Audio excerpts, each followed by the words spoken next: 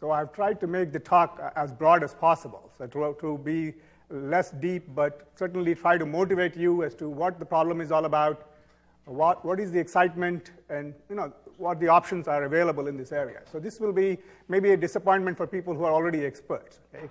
But I think you will still probably hopefully find something to take home, okay?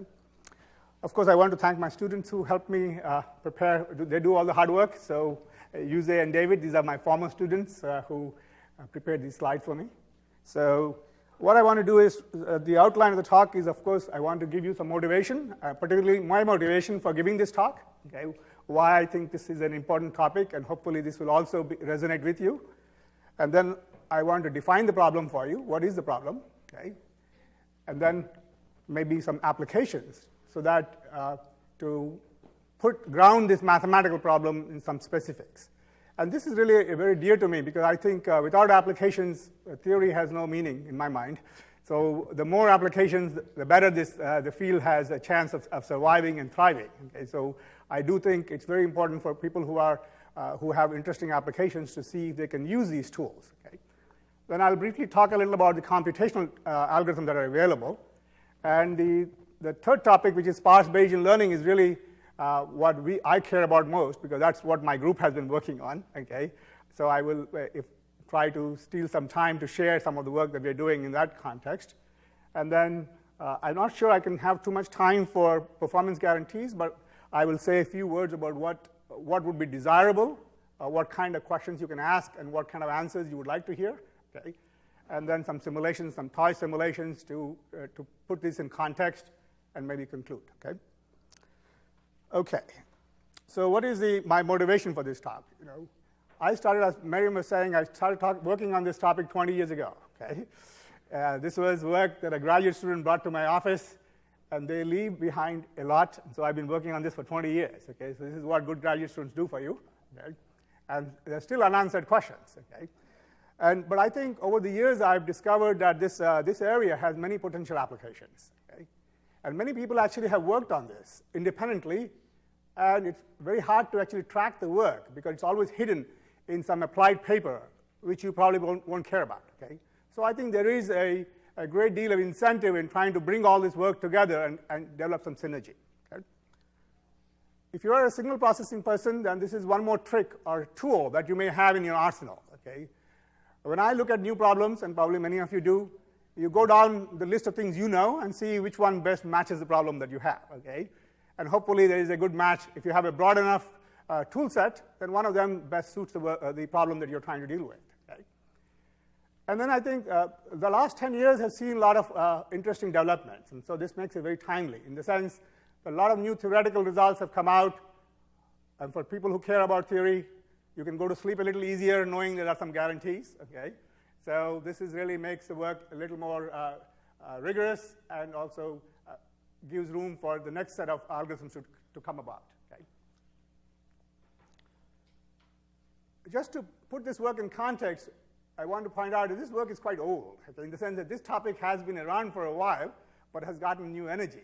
So I list several papers here just to simply indicate the variety of topics, a variety of people who have looked at this problem, and how old this topic is. Okay, so in that sense, this topic is not old, but has gotten a lot of attention, and a lot of new results have come out recently. Okay, we started working on this in 1992, as I mentioned. Okay, and this has to do with the brain imaging problem that we were looking at.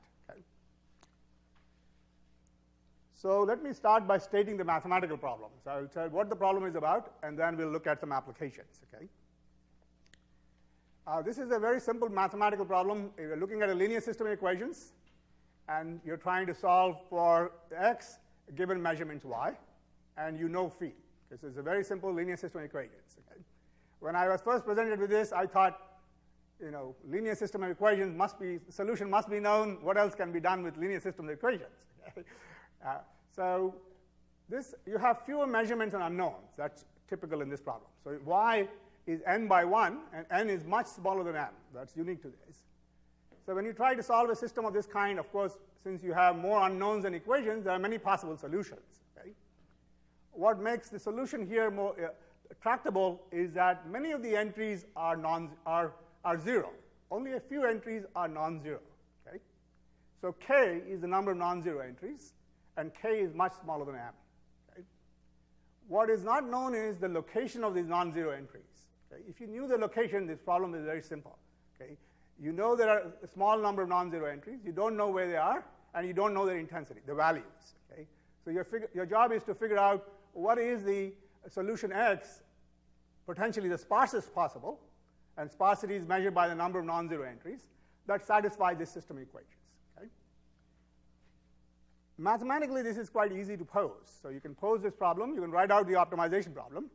You can say, I want to minimize the number of non-zero entries. I is my indicator function. So it counts the number of non-zero entries.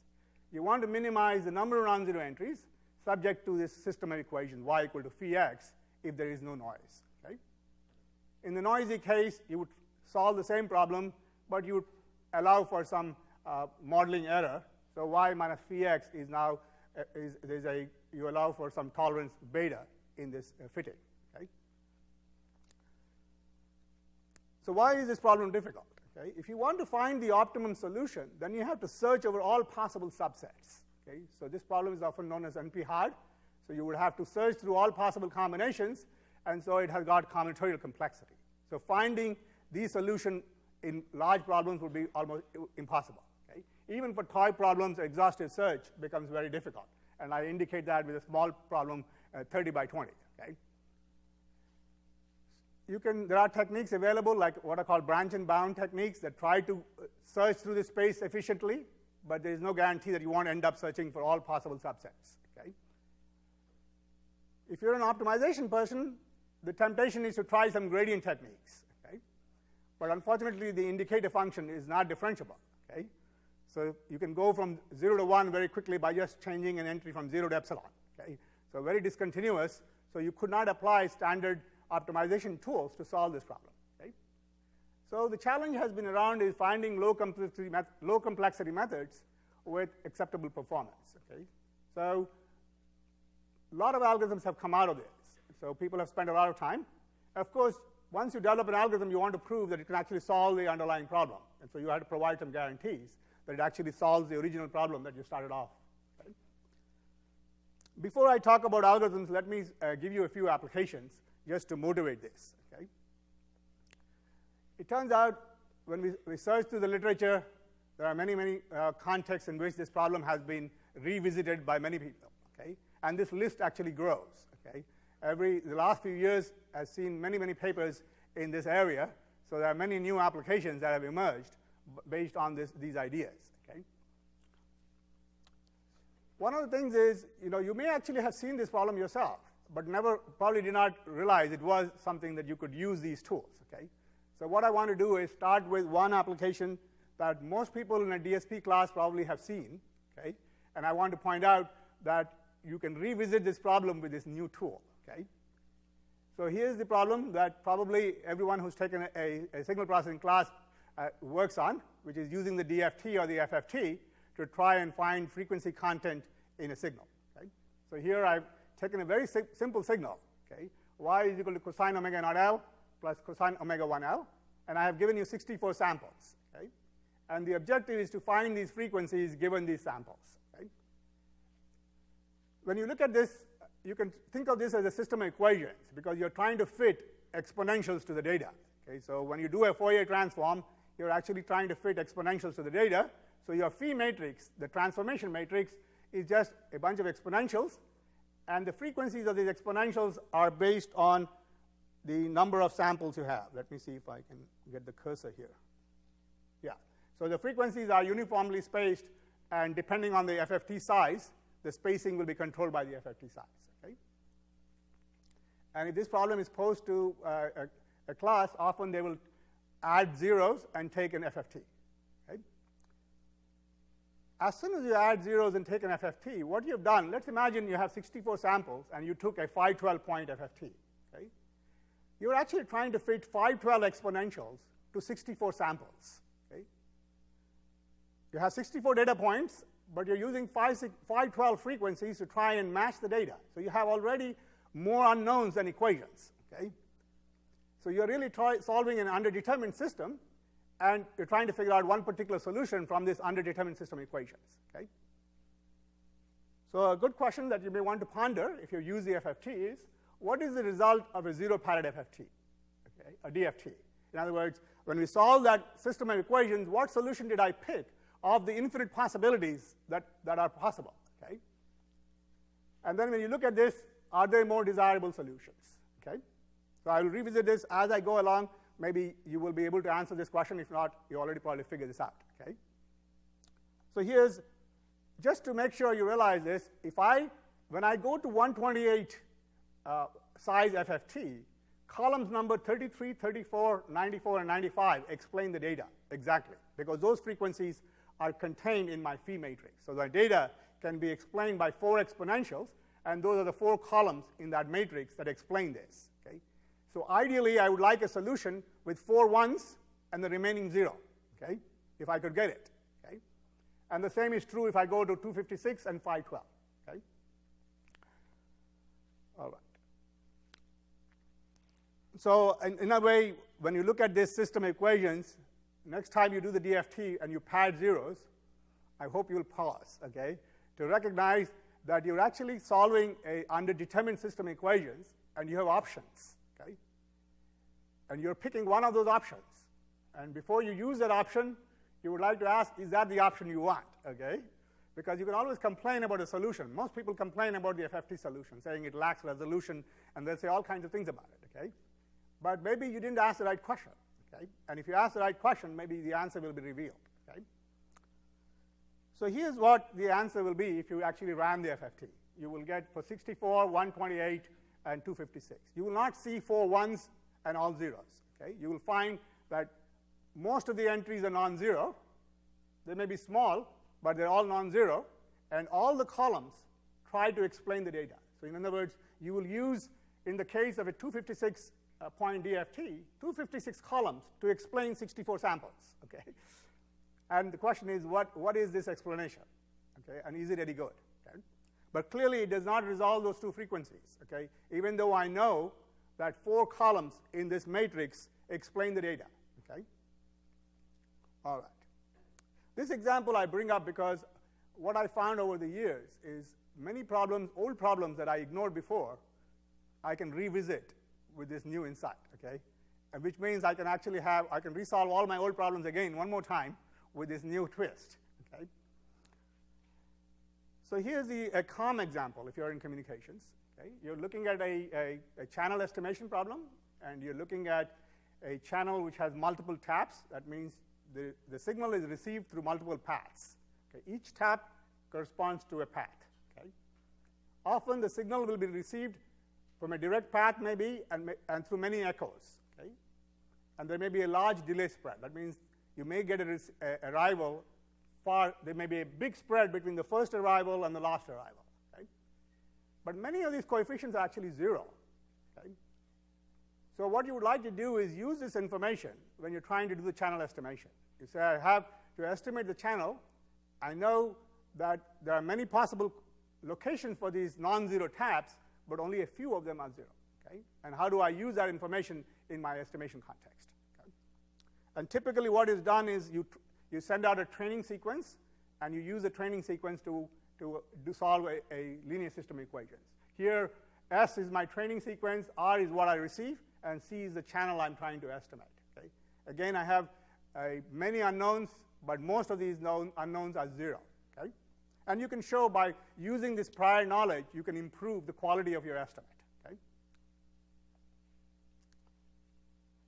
This is the problem that actually got me started, so I do want to say a few words here. This is the imaging problem. So you're trying to, this is a MEG and EEG inverse problem. So you have measurements that you make on the scalp, and you're trying to figure out activities in the brain, okay?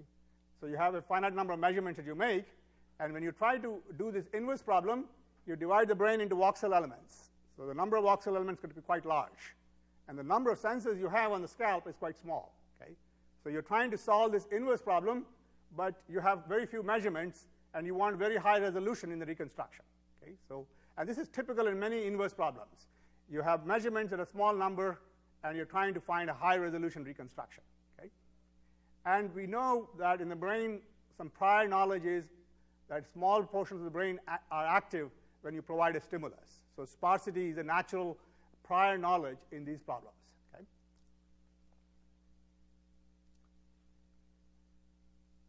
I think this is one example that this is the area that got this started, so I want to say a few words about compressive sampling, or got a lot of excitement. Okay?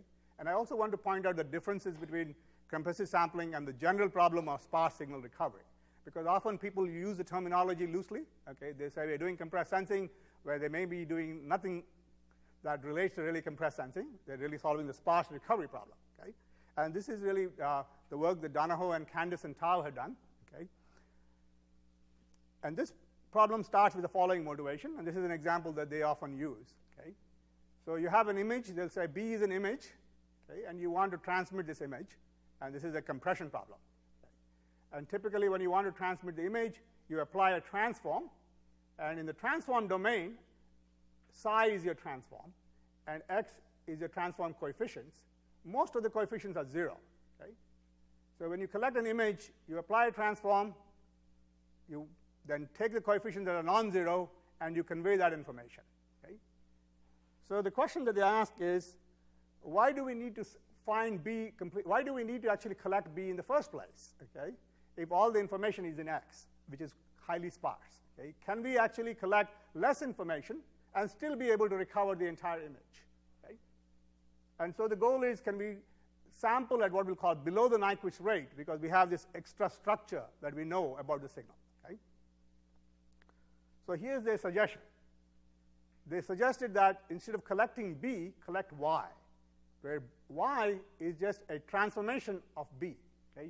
And A can be a random transformation. Okay? But what is important is Y is much smaller in size than B.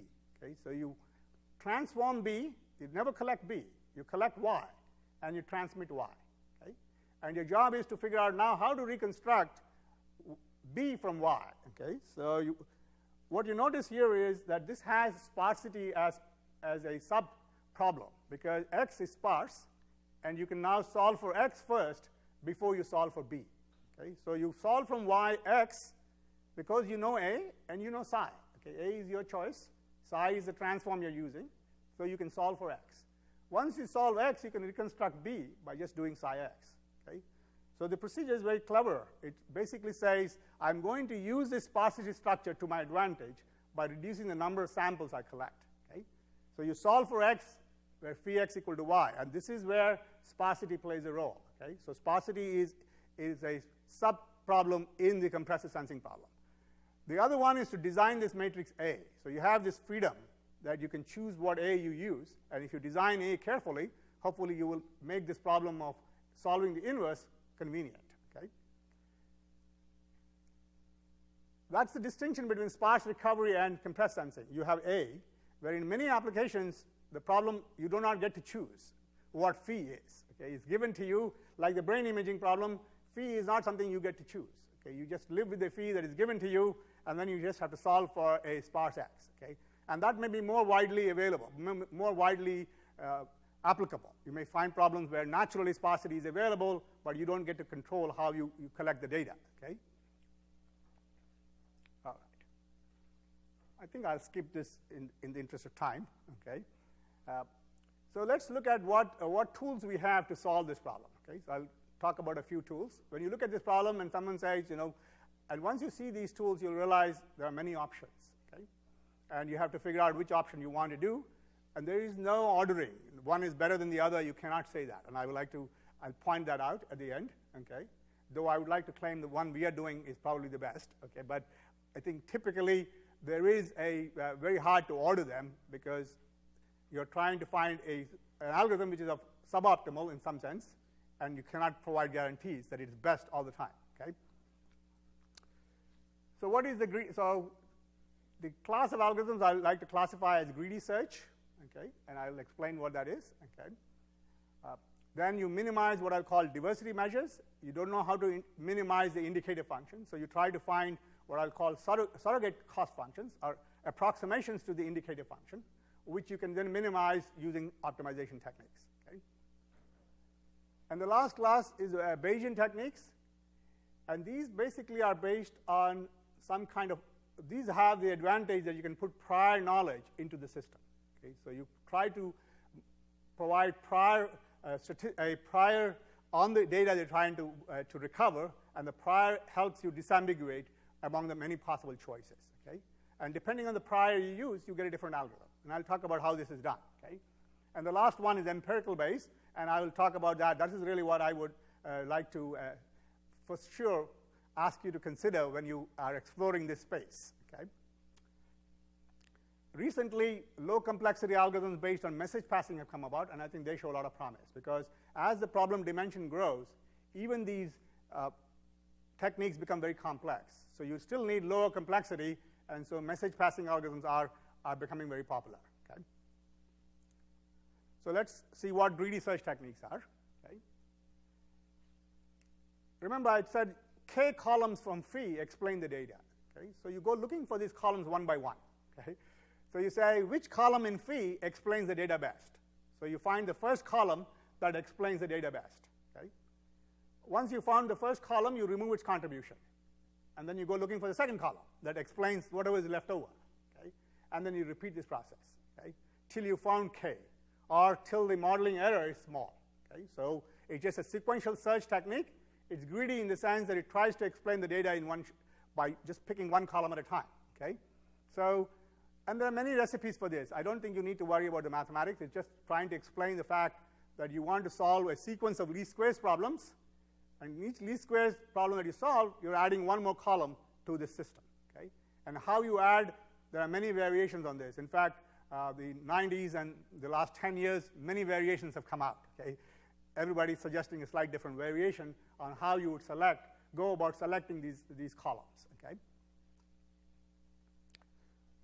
Among this class, I suggest for you the orthogonal matching pursuit. I'll list it here because I think this is probably the most popular. Okay? And it is simplest, but most popular in terms of these greedy search techniques. Okay? The disadvantage of these techniques is that if you pick the wrong column once, the recovery, you now are in trouble. Okay? You cannot undo this problem. Okay?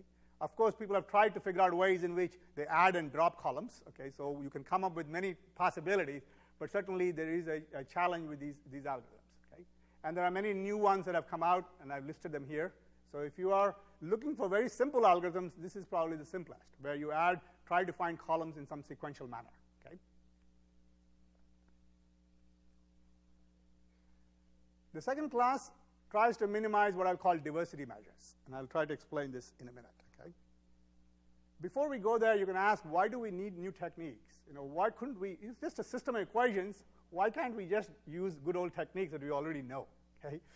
So if you take a class in linear algebra, one of the things you'll find is you'll use a pseudo-inverse, and the first solution you find is by using the pseudo-inverse. Okay?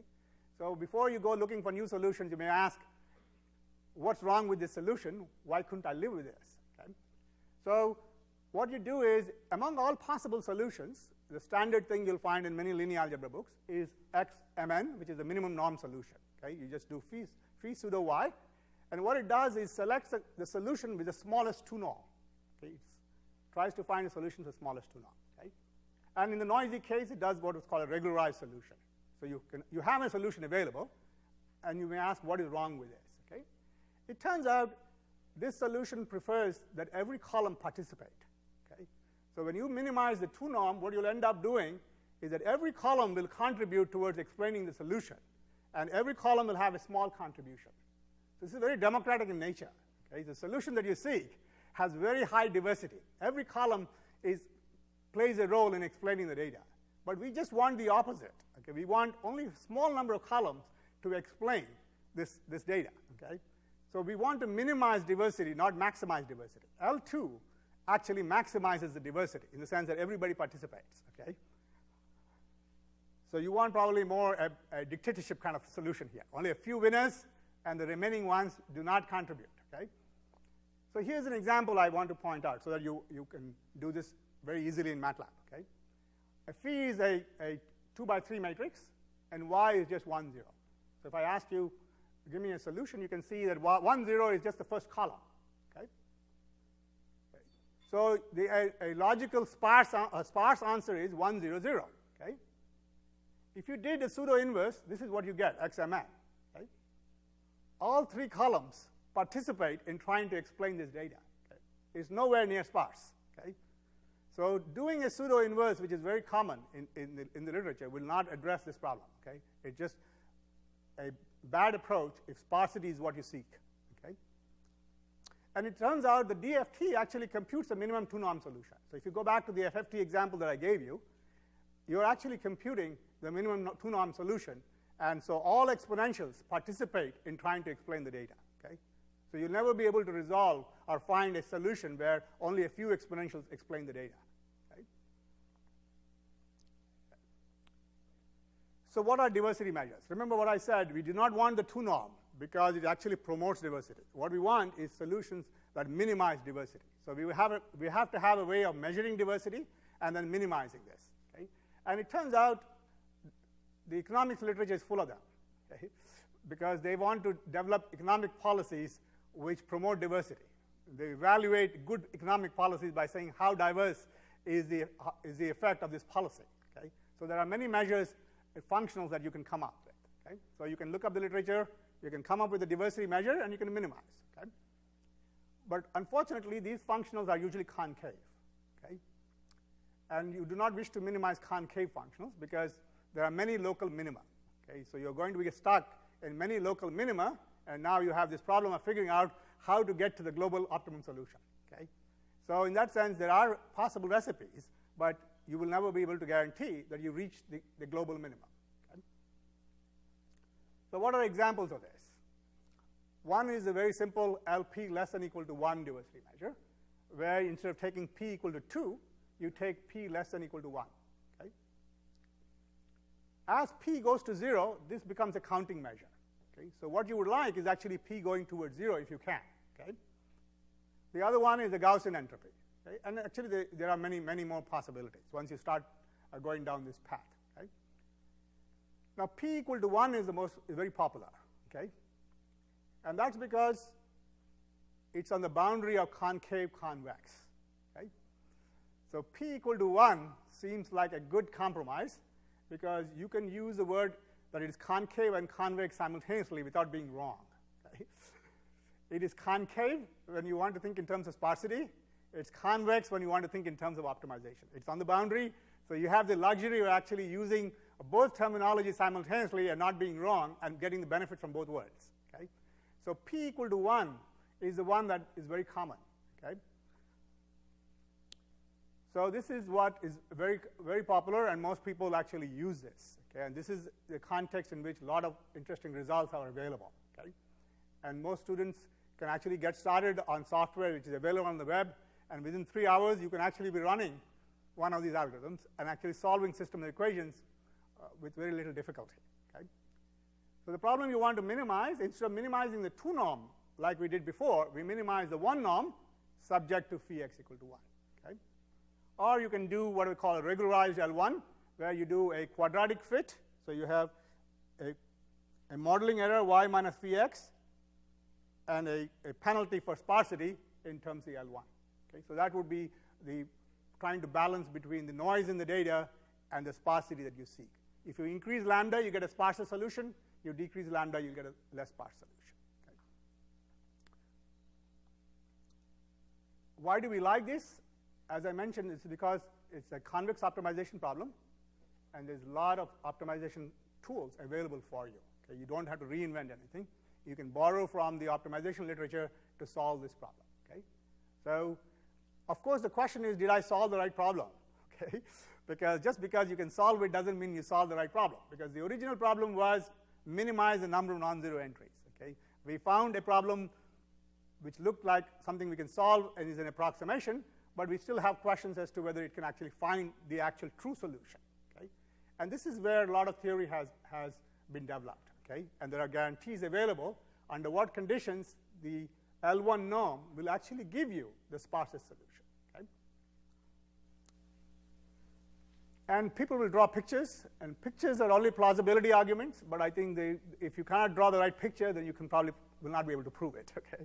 So I think this is just a plausibility argument of why it is possible that the L1 will actually solve this problem. What I've shown you here is a a line, that is the linear system equations that's defined by that line.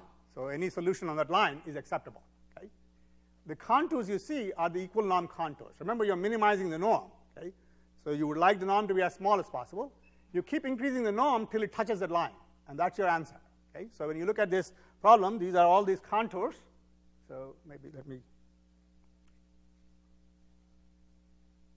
So here's a case where you use p equal to 1, p less than 1, and p greater than 1. Okay? P greater than 1 or p equal to 2 is circles. Okay? So when a circle intersects that line, it's unlikely to be on the axis. Okay? So you need these pointed edges for the solution to intersect on the edges. P equal to 1 is where you'll find that there's a very good likelihood that the line will intersect with this equal norm contour on the axis. Okay? And this is the kind of intuition that drives these type of solutions. Okay? Of course, if p is less than 1, you can, but it turns out you'll find many edges where you can find this intersection, so you have many more local minima that you have to deal with. Okay? I want to show you that this is not just through an example that this is possible. So same example, okay? Remember the 2-norm solution I gave you. I ran the L1, and you get 1, 0, 0. Okay? So this tells you that there's hope with the L1 that it actually can find for you the sparsest solution. If you want to add noise, you can add noise, and you still be able to find the true solution. So the L1 has this advantage of having nice convex optimization in the background that helps you find these sparse solutions. Okay? Okay. Here's the DFT example. Okay? Instead of solving for a 2-norm solution like the FFT does, we do a L1, and lo and behold, you get 4 1s, and the rest are 0. Okay? So it explains the data with a very small number of exponentials. Okay?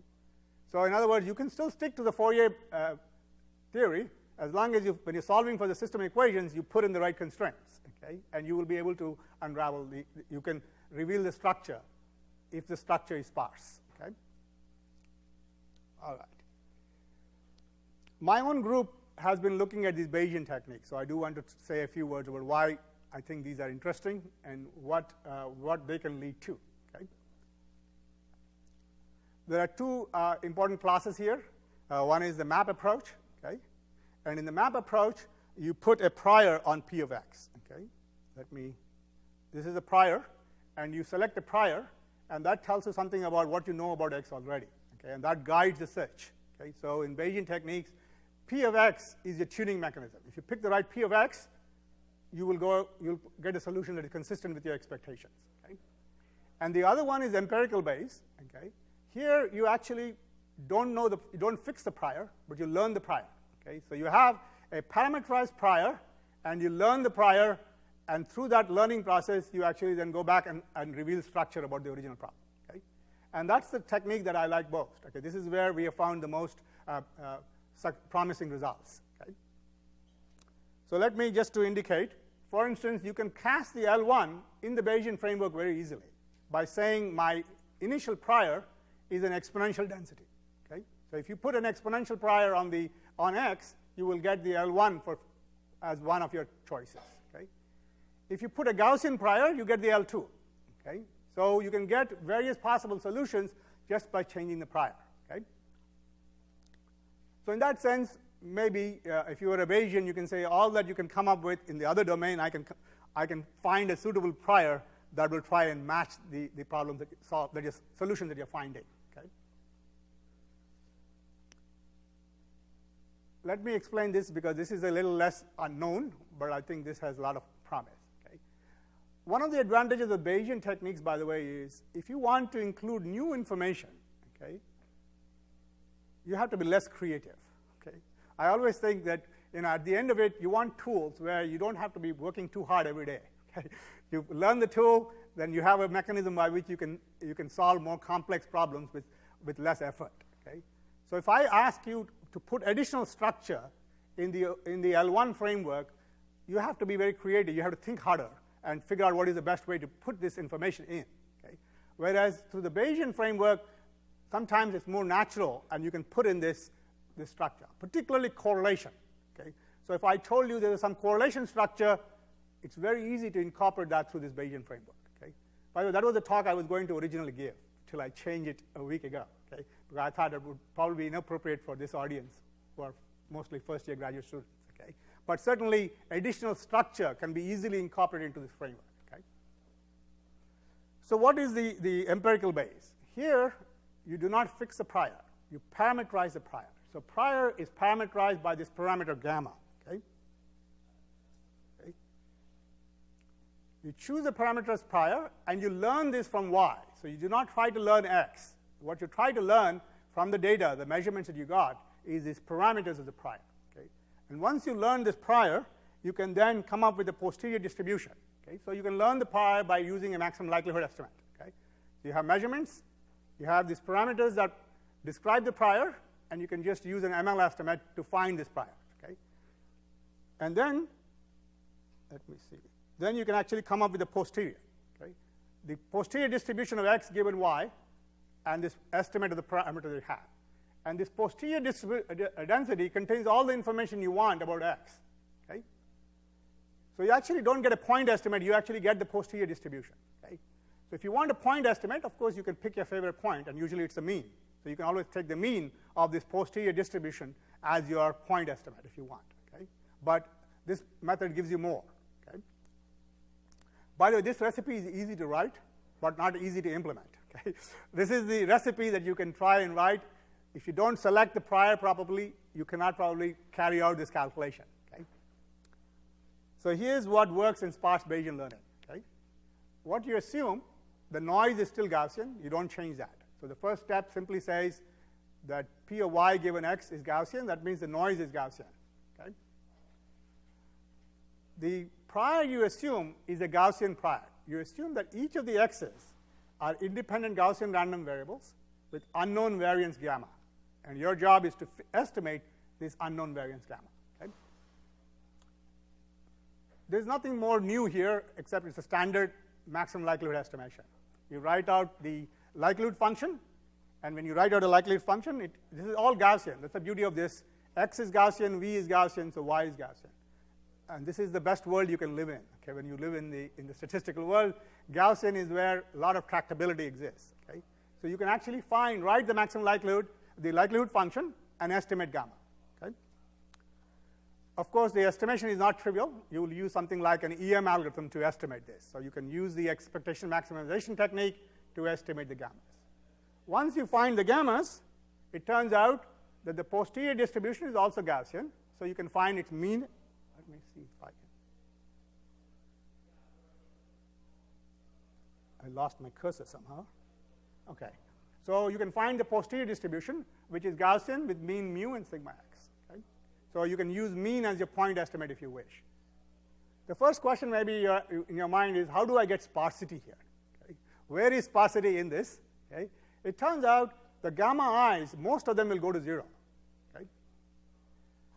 Only a few survive to explain the data.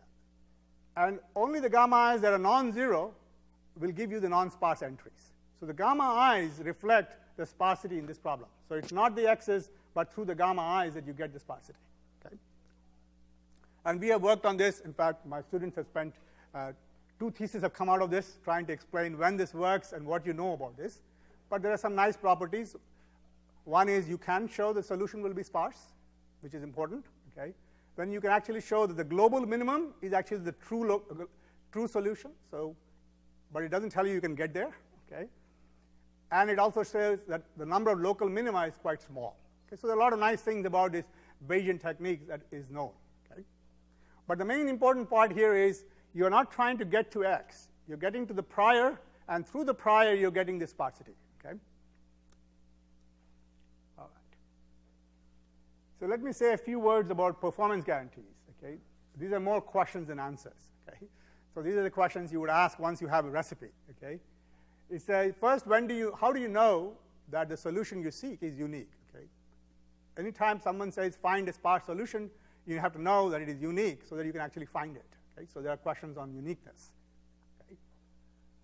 If you're a fan of the L1, you would like to know when is the L1 equal to the L0, both in the noiseless context and in the noisy case. Okay? Clearly, since L1 is an approximation, you will have to relax. You have to probably it'll be less than optimal. Okay? Then a more theoretical question is, when is this problem solvable in the first place? Can I actually solve this problem? Because as I add more noise, at some point, this problem cannot be solved. Okay? So you would like to know when this problem can be solved. So what are the limits of recovery in the presence of noise? So given a problem, if someone says, give me a sparse solution, you would like to know this problem is actually doable before you actually go applying some algorithms. Okay? And then actually, in some problems, you would like to actually learn this mapping phi, and so it's called the dictionary learning problem. Okay? What I would like to do is end this talk with a few simulations, toy examples, so you can see how these algorithms perform. Okay? And so what we do here is, this is a case where we generate the data ourselves, so we know the truth. Okay? So we can compare. So we generate data, then we present the algorithms with the data, and they give us an answer.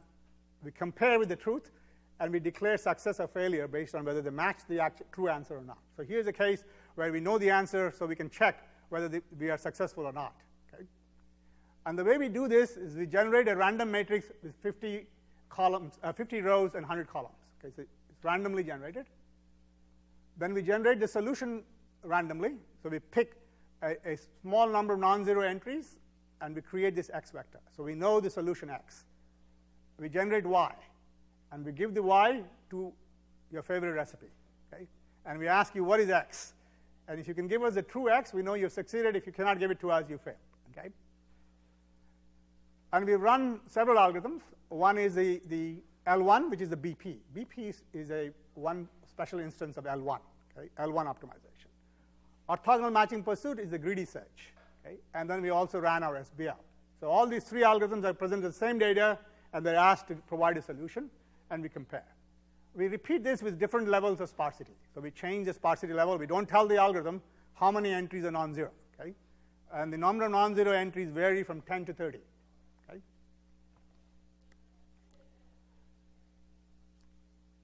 There are still a few more things you have to ask. When you generate the non-zero entries, you have to say, what should be the amplitude of these non-zero entries? Okay?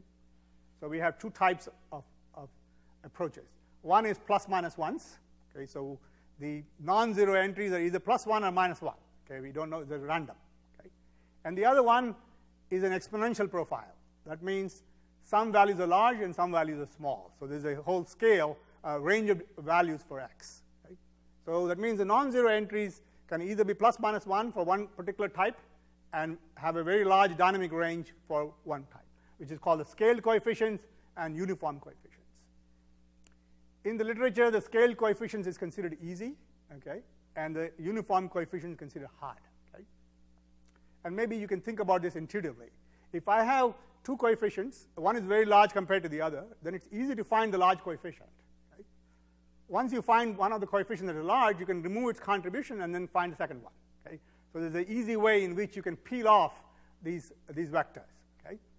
So if you think about it, the greedy search should work quite well, okay, when you apply it to the scale coefficients. Okay? So here's the sample results. Let me first try to explain to you how you should interpret. The lower the curve, the better the performance. So any curve that is very low down there is better. Okay? Higher up on this is not good news, because what we're looking at is the error rate. You want the error rate to be as small as possible. The y-axis is the error rate. Okay? So you want curves to have a small error rate, so you want them to be as low as possible. Okay? And the x-axis is the number of non-zero entries. Okay? The red one is the L1. Okay? So you see the L1 actually does the worst when you have coefficients that are very scaled. That means some large and some small. Okay? The L1 does the worst, followed by the matching pursuit, the orthogonal matching pursuit, and the blue one is the Bayesian techniques. Okay? So the Bayesian techniques turn out to be superior to all these in the trials that we ran. Okay? On the right side is the unit coefficients, which is considered to be a hard problem. Okay? In this case, the matching pursuit does worse. That means the greedy search has the worst performance. The L1 is intermediate, and the SBL is still superior to L1. Okay?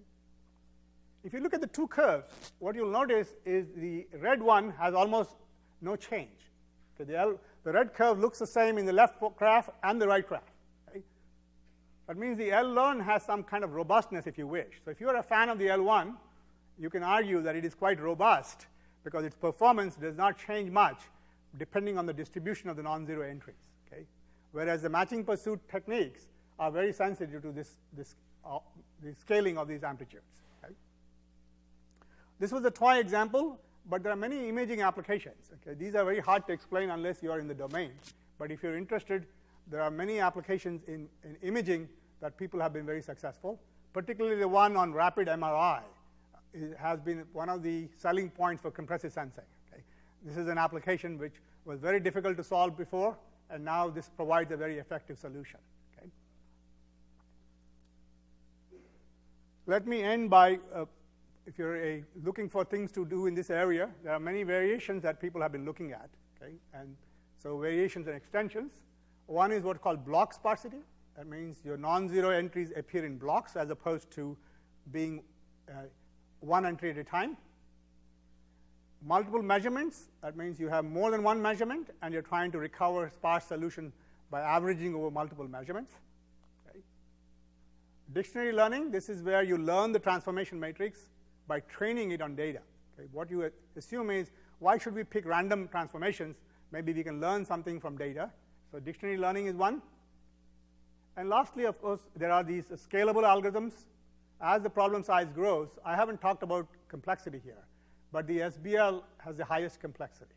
Okay? They are very time consuming, and so they are in terms of complexity the worst. So clearly, if the problem size becomes very large, you would like techniques that can scale efficiently. Okay? All right. Let me end by some closing remarks. Okay? So I think, I hope I have convinced you, some of you at least, that this is an interesting area, okay, with many potential applications. Okay? So whenever you see a system equations and you have options available to you, before maybe you use the L2 solution, you may want to pause and say, should I be looking for a different solution from this space? Okay? And the L1 may be one, or at least looking for a sparse solution may be an option. Okay? Often many people will do the L2 and then threshold. That is a viable option, but I think that's ad hoc. Okay? You have to work to proving that that is the right approach. Okay? It turns out, I think, if you're a signal processing person, this is a valuable tool. Okay? I think this will creep into classes very quickly. I'm pretty sure in the next 10 years, this will be pretty much a standard material in some classes where you learn as opposed to just L2, L1 as part of a tool set. Okay? There's a rich set of tools available to you. So you may want to, when you have a problem, you may say, what would be the best approach? The greedy search is clearly simple, so that should be your first choice. If it doesn't work, then you may want to go to the more complex ones. Okay? Theory, I think there's a lot of room. Okay? This one could be a goldmine for PhD students. There are a lot of unanswered questions, so you could be spending a lot of time trying to answer and providing guarantees for many of these procedures. And my own prediction is there will be a continued growth in the application domain, which means each application brings with it new variations on the same theme. So you may put in new constraints and resolve the same problems, but with new insight. Okay? I think I'll stop here and take some questions if there are.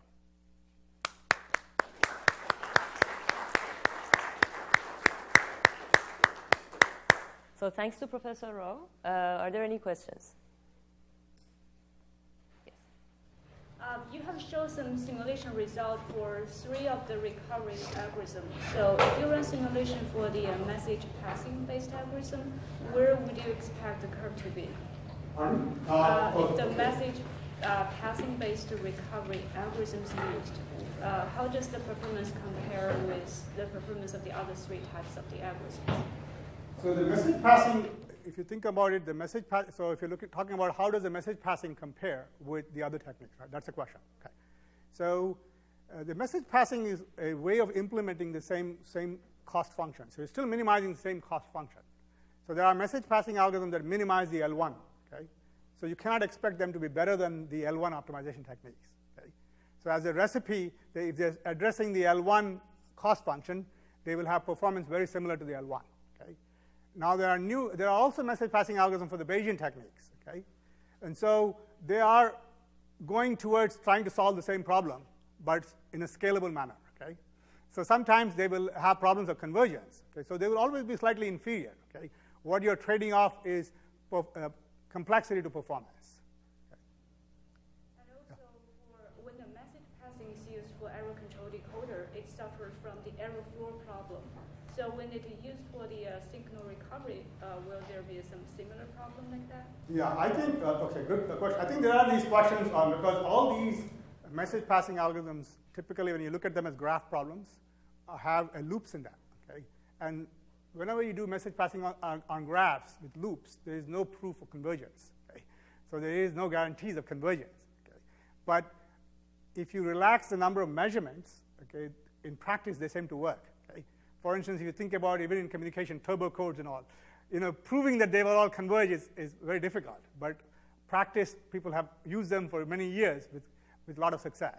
So my feeling is trying to prove they will always guarantees may be hard, okay? But there still will be practical solutions, okay? Yes? So in the SBL algorithm, sparse Bayesian learning, you're using an EM algorithm inside, which is non-convex, which has no guarantees, but despite that, you're able to give guarantees. Okay, our guarantees are a lot weaker than what you can give for the L1. Okay? So the guarantees we give is that the true optimum, the optimum of the cost function, is identical to the sparse solution. So we're saying that the global minimum is indeed the true solution. Okay? We're not saying you can get there. We're not guaranteeing you will get there. Okay? The other guarantees we give is that the number of local minima is small. Compared to other like the LP, where P is less than 1, the number of local minima is small. Okay? But the global minimum being the true solution can probably be shown in the L1 setting. Okay. So for the L1 setting, you have to have enough measurements before you can show that. So what you trade off is the redundancy you have. Okay? What you have, if you have enough measurements, you can show that the L1 matches the L0. Okay? So the problem with the L1 is you have a global minimum. But in general, you cannot claim that the global minimum is indeed the true solution. The only time you can match the two is if you increase the number of measurements. Okay? So you have to have some constraint on the number of measurements. Okay? So in practice, you use how do you choose a starting point? Is it like, because it highly affects the... Yeah, I think what we have done is we use a non-informative prior. That means we assume all the values are non-zero because we do not want to predispose them, so all the gammas are chosen to be equal. Some scalar times I. Okay? That way we give everybody a chance to contribute. It takes a lot of time to converge. Pardon? It takes a lot of time to converge. Yeah, no. This is to me, this is the bottleneck. Okay? So this is the challenge with these Bayesian techniques. All the questions that you raised. If you are worried about local minima, all these questions are there. Okay? But when you run them on experiments, and if you're an applied person and you see they give you better results, then maybe the guarantees are not worth much. You want to say, maybe I can try and provide guarantees for what I'm doing. Okay? And in most applications, you may be able to initialize at a good starting point, because in engineering, we already have some idea of what we're looking for, and maybe there is already a suboptimal solution we already like. So we can use that to initialize properly, and then it becomes more a mathematical nuisance than really a practical one. Okay? So.